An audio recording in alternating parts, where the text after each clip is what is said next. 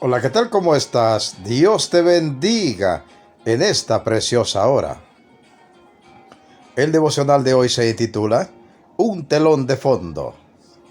Una aportación de nuestro hermano Marcos Quereques, de Buenos Aires, Argentina, sobre los estudios del profesor Vernon McGee, y una edición especial para YouTube de nuestro hermano Jorge Mario Vidán. Amigo oyente, sobre la sentencia general del Dios vivo y verdadero en contra de todos los hombres, mencionada aquí en Romanos capítulo 3, Harry Haronside agrega lo siguiente: ¿Puede algún ser humano pretender ser inocente ante semejantes acusaciones? Si se atreve a hacerlo, que hable, pero ningún ser humano puede hacerlo honradamente. Por eso el apóstol concluye diciendo, Romanos 3, 19 y 20, pero sabemos que todo lo que la ley dice, lo dice a los que están bajo la ley, para que toda boca se cierre y todo el mundo quede bajo el juicio de Dios, ya que por las obras de la ley, ningún ser humano será justificado delante de él, porque por medio de la ley es el conocimiento del pecado. Primeramente, note usted esta expresión tan curiosa. Pero sabemos que todo lo que la ley dice, lo dice a los que están bajo la ley. ¿Qué significa esto realmente?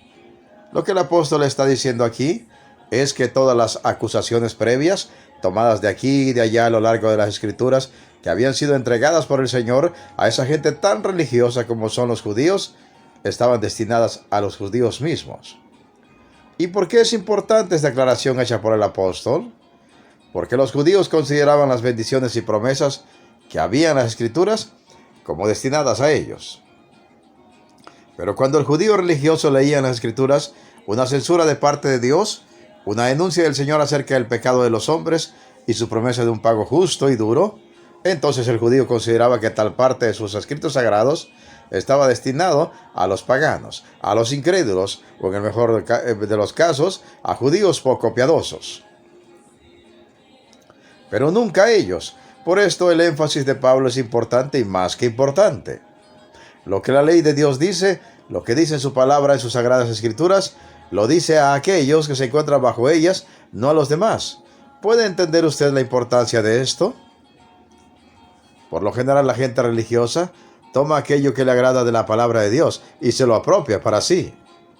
Pero al llegar a una sección de la palabra donde hay reproches, exhortaciones, señalamientos del pecado y de conductas inapropiadas, entonces la persona religiosa suele dirigir todo esto en contra de otros y jamás en contra de sí mismos.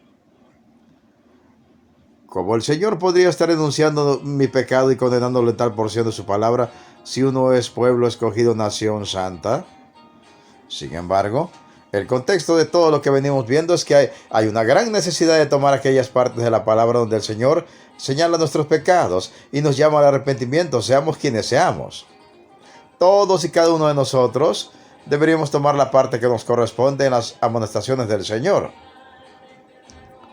Aclarado esto, continuamos, y Harry Haronside dice lo siguiente: yo quisiera desafiar a cualquier persona que cree que tiene que guardar la ley para ser salvo, a que me explique lo que dice este versículo. Ya que por las obras de la ley, ningún ser humano será justificado delante de él. Y aquí justificar quiere decir que ningún ser humano podrá ser declarado justo, es decir, ningún ser humano podrá ser salvo, ningún ser humano podrá cumplir las normas establecidas por Dios mediante las obras de la ley. Estimado amigo, eso nunca lo podría hacer. Es absolutamente imposible para la humanidad el poder lograrlo. Por las obras de la ley, ningún ser humano será justificado. Entonces, ¿cuál es el propósito de la ley? En vez de proveer salvación al ser humano, la ley sirve para hacernos saber que somos pecadores y cuán imperiosamente necesitados estamos de un Salvador que es Cristo el Señor. Es Dios mismo que vuelve a decir, como en los días de Noé: he decidido el fin de todo ser. Los que viven según la carne no pueden agradar a Dios. La carne para nada aprovecha. Qué duro le resulta al hombre natural, al hombre sin conversión, el desprenderse de toda pretensión de rectitud y justicia y humillarse hasta el polvo, juzgándose y arrepintiéndose delante de Dios. Pero entonces se encuentra precisamente donde la gracia divina puede alcanzarlo y salvarlo. Ya vimos que la ley fue dada a un pueblo especial, prosigue Haronside, lo que quiere decir que los componentes de ese pueblo estuvieron bajo la ley, y ya se nos ha dicho en el capítulo 2, 12, 14, que los gentiles no estuvieron bajo esa ley. ¿Cómo pues aparece todo el mundo culpable delante de Dios como consecuencia del fracaso de quienes estaban bajo la ley? Una ilustración ayudará a despejar la idea. Supongamos que un hombre es dueño de una estancia árida de gran extensión y que se le informa que no es apta ni para el pastoreo ni para la siembra, que luego cerca 5 hectáreas rompiendo la tierra con el arado, que la rastrilla, la fertiliza, que la siembra y cultiva, y que al final recoge cactus y abrojos, y no vale la pena probar el resto del terreno porque todo es igual. De modo que el dueño llega a la conclusión de que no sirve para nada en lo que respecta a la agricultura. Israel es las 5 hectáreas de Dios. Les dio la ley, los instruyó, los disciplinó, los amonestó, los constriñó, los protegió, les envió su propio Hijo a quienes rechazaron y crucificaron.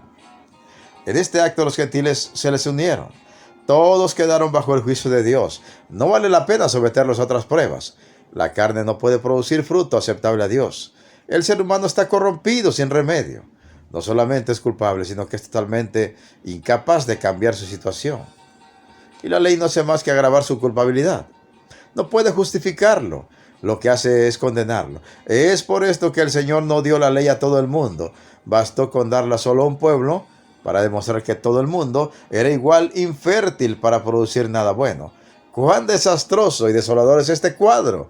Pero es el lóbrego y sombrío telón de fondo contra el cual Dios desplegará la riqueza de su gracia en Cristo Jesús, lo cual veremos en breve.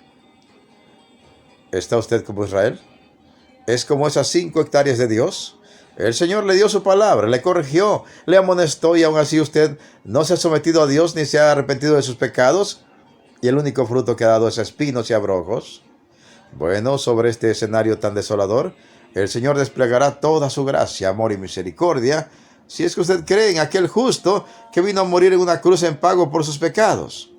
O podrá ser el telón de fondo sobre el cual el Señor mostrará toda su ira, juicio y condenación, si es que usted decide permanecer impenitente, incrédulo, andando en sus propios caminos. ¿Qué será su vida en los propósitos de Dios? ¿Será un telón de fondo para manifestar su misericordia o será un telón de fondo para manifestar su ira? ¿Creerá o permanecerá incrédulo? ¿Será como Israel que no creyó? ¿O será como aquellos incontables que sí creyeron y alcanzaron salvación por fe? ¿Qué será de su vida en este día y por toda la eternidad? Meditemos y reflexionemos en la preciosa palabra de Dios y pongamos toda nuestra fe y todas nuestras obras en el Señor Jesucristo. Se despide de ustedes un siervo de Cristo y servidor de todos, Pedro Navarro Cartagena, desde los estudios de grabación de la Iglesia Cristiana, La Viña de Jesucristo, ubicada en Progreso, Yucatán, México. ¿Y sabes qué? La mejor noticia: Cristo viene pronto. Preparémonos para volver a casa, hasta el reino celestial.